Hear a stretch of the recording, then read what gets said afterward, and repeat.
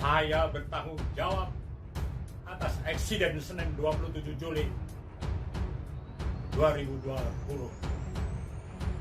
Dan saya akan tetap melawan siapapun. Selama ini saya tidak bersembunyi seperti yang diduga banyak orang. Menggunakan Pancasila untuk mengadu domba anak-anak bangsa melalui isu kebangkitan Neo PKI dan komunisme. Ini politik keji sebagai tombak perlawanan rakyat terhadap khilafah NKRI agama Islam, dan siap melawan gerombolan pengikut sosok yang ada di dalam poster itu marah dan bereaksi membagi. Perlu dipahami kemarahan saya, termasuk orang yang ada di poster ini. Saya akan tantang kalian.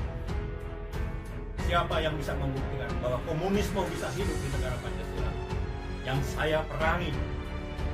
Siapa saja, gerombolan manapun yang mengusung Panji Khilafah yang bertentangan dengan ideologi Pancasila dengan tujuan mengislamkan Indonesia, bahwa beliau mendirikan bangsa ini, mendirikan negara ini tidak berdasarkan agama.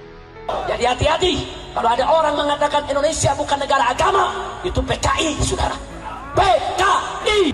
Aksi demo tanggal 27 Juli kemarin yang dilaksanakan oleh kader-kader neokomunis itu benar-benar telah kelewatan, karena mereka telah berani membakar gambar banner seorang putra tokoh pejuang bangsa, yaitu imam kita Al-Habib Muhammad Rizik bin Shihab. Telah tampak permusuhan mereka terhadap kami muslim di bangsa ini. Telah tampak mereka bahwa mereka itu telah menabuh genderan perang. Kami semua laskar Islam, semua mujahid, sejak mereka belum muncul, sejak mereka belum tampak, kami telah siap menghadapi mereka, untuk menghancurkan mereka, menghabisi mereka, mengganjang mereka sampai seakar-akarnya. Camkan itu, semua laskar seluruh Indonesia, mujahid seluruh Indonesia akan melawan mereka. Akan melawan mereka. Kami siap kapanpun. Semua mujahid tetap akan melawan kapan saja, di mana saja. Penyudah agama ditembak dengan hukum, saudara. Betul? Tahu cara nembaknya? Nih pistol begini nih. Angkat pistolnya. Angkat pistolnya. Angkat pistolnya. Semua tangannya menunjukkan pistol, saudara. Angkat pistolnya. Penghina agama, tembak. Jawab yang kompak, tembak. Penghina agama. Pistolnya kurang tinggi. Penodai agama. Penista agama. Penghina agama. Pelindung agama. Takbir. Kita ingatkan, kalau polisi mau kita nggak turun aksi lagi, kalau mau jutaan umat Islam nggak turun aksi lagi, gampang, saudara.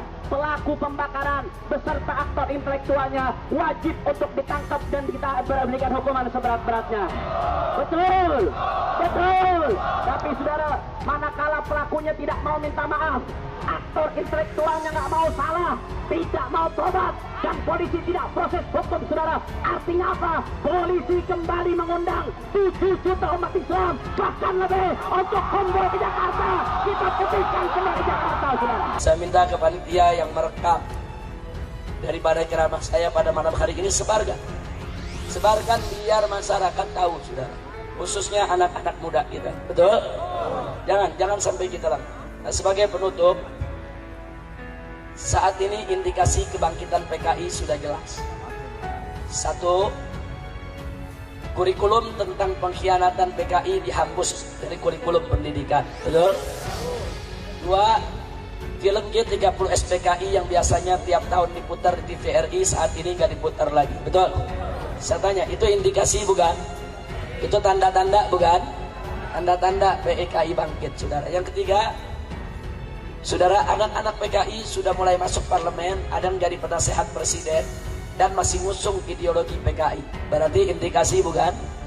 Indikasi. Yang keempat, mereka sedang menggelontorkan rancangan undang-undang KKN untuk pemutihan dosa PKI. Berarti rancangan undang-undang tadi indikasi bukan? Indikasi bukan? Indikasi, saudara. Gak sampai di situ. PKI saat ini udah berani bikin yayasan, namanya Yayasan Penelitian Korban, yaitu peristiwa 65, yaitu YPKP 65. saudara. Jadi mereka sebut diri mereka korban, bukan penjahat. Mereka di korbannya ulama, korbannya Umaro. Mereka bikin itu yayasan, saudara.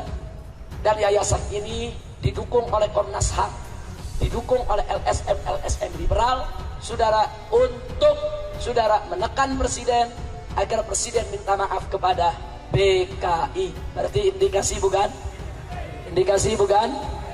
Dan saya tambahkan lagi, saudara, beberapa partai di Indonesia dalam tahun 2013, 2014, 2015 sudah tanda tangan kerjasama dengan Partai Komunis Cina, saudara. Ada apa kerjasama dengan Partai Komunis Cina, saudara? Kalau bukan dia ingin menyebarkan kembali itu ajaran komunis, betul? Patut dicurigai tidak? Patut dicurigai tidak? Hati-hati, saudara. Sekarang orang liberal berteriak, Indonesia bukan negara agama. PKI juga berteriak, Indonesia bukan negara agama. Saya tanya, kalau begitu teriakan liberal sama PKI sama tidak? Sama tidak? Liberal mengatakan Indonesia bukan negara agama, Indonesia nggak boleh pakai hukum agama. PKI juga mengatakan Indonesia bukan negara agama, Indonesia nggak boleh pakai hukum agama. Kalau gitu liberal sama PKI sama tidak? Sama tidak? Maka itu kita katakan Indonesia, saudara, negara agama, negara berdasarkan ketuhanan yang Maha Esa. Ketuhanan yang Maha Esa itu adalah ajaran agama Islam, betul? Jadi hati-hati kalau ada orang mengatakan Indonesia bukan negara agama, itu PKI, saudara. PKI, saudara. Siapa bilang Indonesia bukan negara agama? Indonesia adalah negara agama yang berdasarkan ketuhanan yang Maha Esa. Oleh karenanya PKI yang anti agama, PKI yang anti Tuhan tidak berhak untuk ada di bumi Indonesia yang berdasarkan agama, saudara. Takbir. Siap ganyang PKI, siap ganyang liberal. Takbir. Sallu ala Nabi.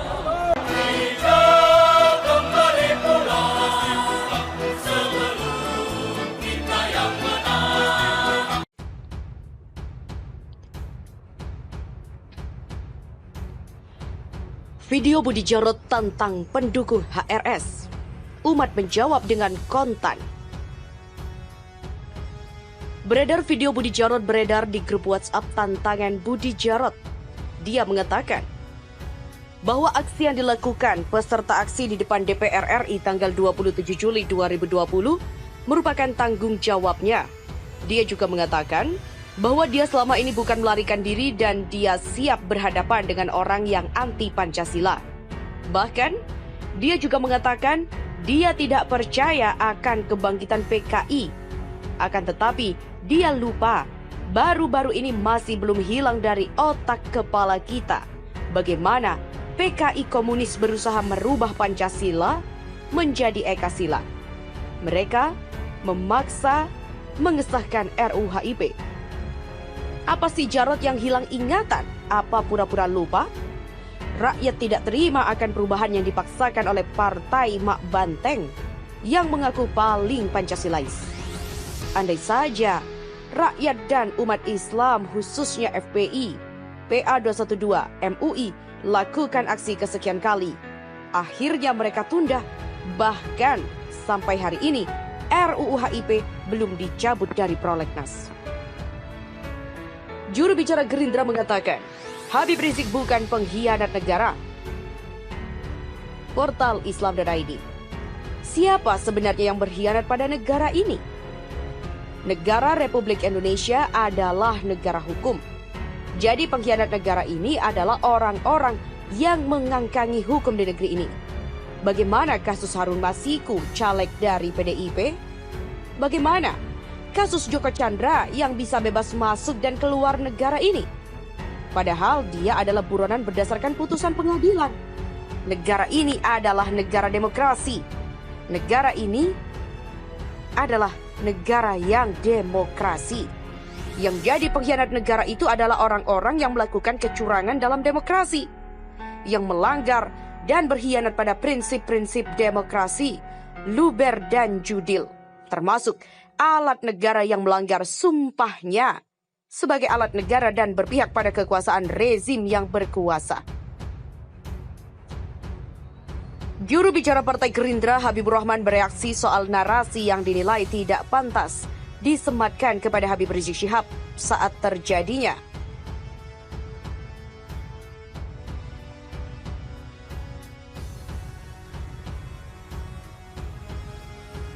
Di mana saat itu terjadinya perusakan foto atau poster imam besar Front Pembela Islam FPI itu. Lewat akun Twitternya, anggota Komisi 3 DPR itu bahkan menyatakan ada ancaman pidana yang bisa menjerat pihak yang mengucapkan narasi tidak sepatutnya itu. Jika benar saat peristiwa perusakan poster IBHRS ada yang menarasikan beliau sebagai sampah yang mengkhianati negara, maka pelakunya bisa diusut dengan pasal penyebaran kebohongan, pasal 14 ayat 1 Undang-Undang Nomor 1 Tahun 1946 yang ancaman 10 tahun penjara. Begitulah tulis Habibur Rahman yang merupakan pendiri Advokat Cinta Tanah Air atau ACTA. Politikus kelahiran Metro Lampung itu bahkan memberikan kesaksian sosok Habib Rizik tidak seperti yang dinarasikan sebagai sampah dan pengkhianat. Dia bersaksi bahwa IBHRS bukanlah pengkhianat negara, sebaliknya beliau adalah patriot dan Pancasilais sejati yang sangat cinta NKRI. Habibur Rahman juga mengajak umat Islam jangan merespon pembakaran foto Habib Rizik dengan cara-cara di luar koridor. Dia menghimbau agar merespon terhadap perusakan poster dan narasi negatif terhadap IBHRS senantiasa dilakukan di koridor hukum. Jangan terprovokasi untuk melakukan respon yang melanggar hukum. Jika benar saat peristiwa perusakan poster IBHRS ada yang menarasikan beliau sebagai sampah yang mengkhianati negara, maka pelakunya bisa diusut dengan pasal penyebaran kebohongan, pasal 14 ayat 1 Undang-Undang Nomor 1 Tahun 1946 yang ancamannya 10 tahun penjara. Habibur Rahman, Jakarta Timur, @Habibur Rahman pada Juli 30. Dia juga bersaksi bahwa IBHRS bukanlah pengkhianat negara, sebaliknya beliau adalah patriot dan Pancasilais sejati yang sangat cinta NKRI. Sementara itu, pernyataan sikap FPI, GNPF Ulama dan PA212 atas pelecehan terhadap IBHRS. Faktakini.net. Pernyataan sikap bersama FPI, GNPF Ulama dan PA212 atas pelecehan, penghinaan dan ancaman pembunuhan terhadap Imam Besar Habib Rizik Syihab. Sehubungan dengan kejadian yang sangat tidak bermoral pada aksi 27 Juli 2020 di depan gedung DPR MPR oleh kelompok Neo PKI yang menghinakan dan melecehkan ulama sekaliber Habib Muhammad Rizik Syihab, HRS adalah cucu Rasulullah dengan merusak dan menginjak-injak bahkan membakar poster ulama Indonesia Imam Besar FPI Al-Habib Muhammad Rizik Syihab, maka kami dengan tegas menyatakan sikap sebagai berikut. Bersyukur kepada Allah Subhanahu wa Ta'ala dengan mengucapkan Alhamdulillah atas tidak terbakarnya poster dengan foto IBHRS saat berupaya dibakar oleh gerombolan Neo PKI pada aksi. Hal ini menunjukkan kebesaran Allah Subhanahu wa Ta'ala dan karomah IBHRS.